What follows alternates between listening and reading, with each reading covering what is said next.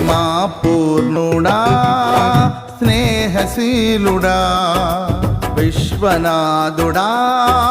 విజయ వీరుడా ఆపత్కాలమందున సర్వలోకమందున్న దీన జనాళి దీపముగా వెలుగుచున్నవాడా